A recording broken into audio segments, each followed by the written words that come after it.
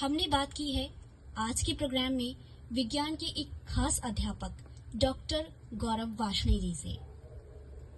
आप रामपुर के राजकीय जैन इंटर कॉलेज में विज्ञान के शिक्षक हैं। बात करते हैं सर से और जानते हैं उनसे उनका अनुभव आज की पीढ़ी के लिए और विज्ञान से जुड़ी कुछ बातों के लिए।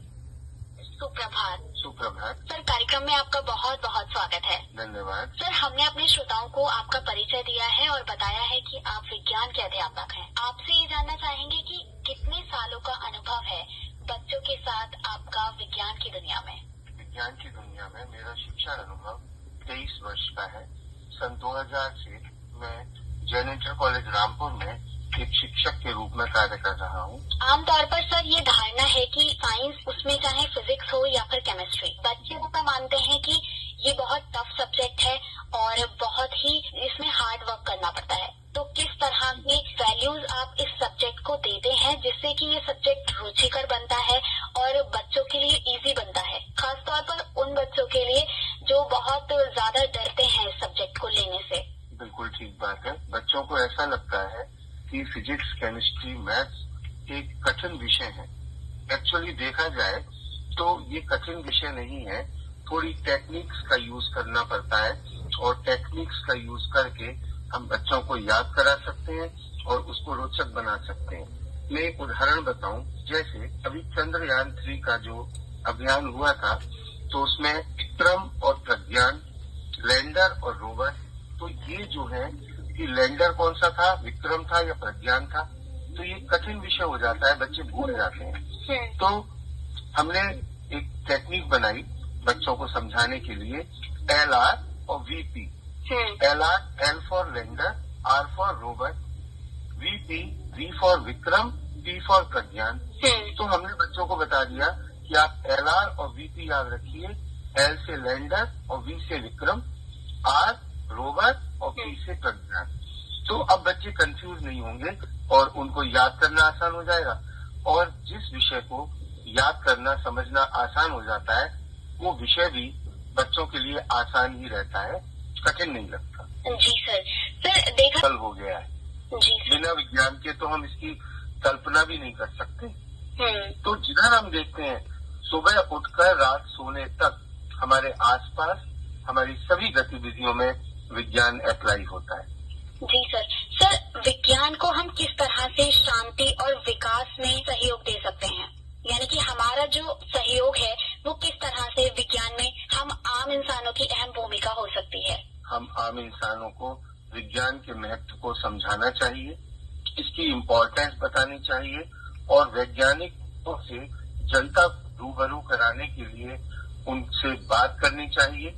और जो आज का दिवस है, शांति और विकास के लिए विश्व विज्ञान दिवस, इसका जो मेन एम है वो यही है कि हम जो विज्ञान की जो लाभ है, जो विज्ञान की महत्ता है, उनसे व्यक्तियों को रूबरू कराएं, उनकी हानियों से बताएं कि इनकी क्या हानि हो सकती है, नए प्रश्न और नई संभावनाओं को उठाने के लिए, नए दृष्टिकोण से देखने के लिए। साइंस की दुनिया में जो हमारे नए बच्चे हैं, आने वाली पीढ़ी है, उनका क्या सहयोग हो सकता है? या फिर जो इस सब्जेक्ट को लेकर थोड़ा सा डरते हैं, आप चलते चलते उन लोगों के लिए क्या मैसेज देना चाहेंगे कि वो इस सब्जेक्ट में इंटरेस्ट दिखाएं और बढ़ती हुई दुनिया को और आगे बढ़ाएं? बिल्कुल, मैं ये बताना चाहूंगा नए बच्चों को कि विज्ञान से डरने की जरूरत नहीं है। हमें कोई चीज तभी कठिन लगती है जब हम उसको पढ़ना शुरू नहीं करते। जब हम उसको पढ़ना शुरू करते हैं तो वो जब समझ में आने लगती है तो वो हमें कठिन नहीं लगती। और एक विज्ञान में है, आओ करके देखें। आओ करके देखें का मतलब है, अगर हम उसको प्रैक्टिकली अप्लाई करके देखें तो हमारा इंटरेस्ट उसमें डेवलप होता है और नए बच्चों के नए विचार से विज्ञान निरंतर और प्रगति कर सकता है। सर, आपसे बात करके बहुत अच्छा लगा और सुबह सुबह के समय, क्योंकि आप एक अध्यापक हैं और कॉलेज जाने में कुछ ही देर है आपने हमसे बात की, अपना कीमती समय दिया, उसके लिए आपका बहुत बहुत धन्यवाद। धन्यवाद। थैंक यू बेटे। आज के समाचार मेले में मैं प्रवक्ता रसायन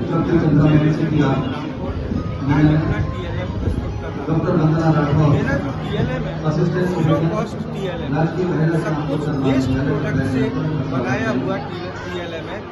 इसमें कोई कॉस्टिंग नहीं है।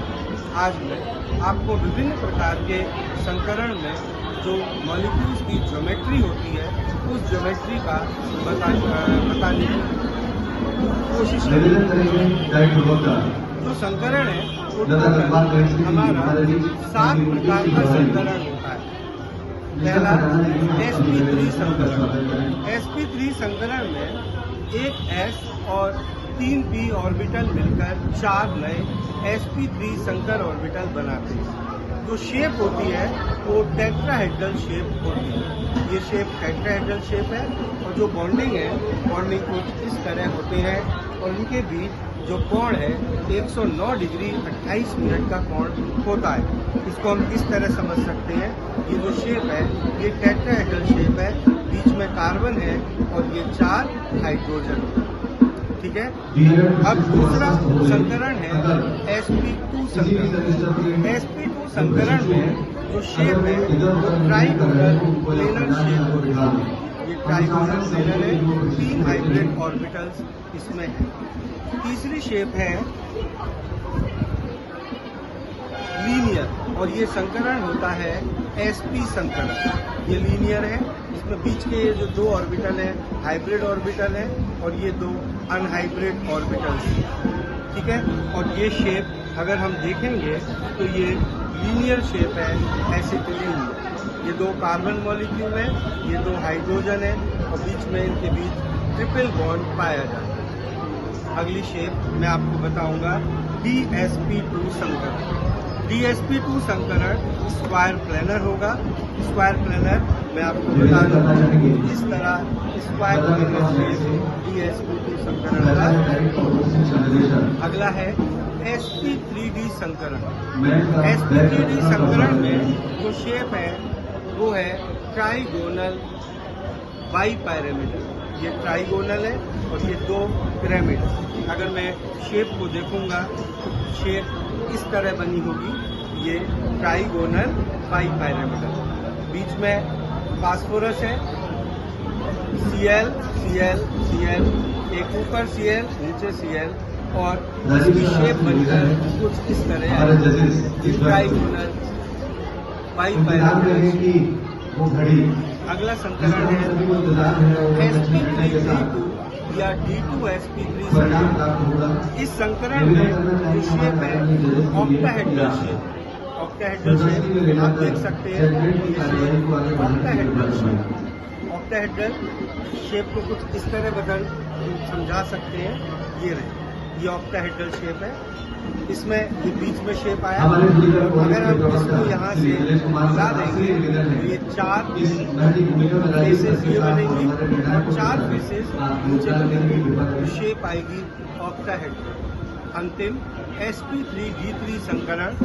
sp3d3 संकरण में जो शेप है वो है पेंटागोनल बाइपिरामिडल। ये शेप पेंटागोनल है और एक पिरामिड ऊपर बना और एक पिरामिड नीचे बना, तो ये बनी पेंटागोनल बाइपिरामिडल।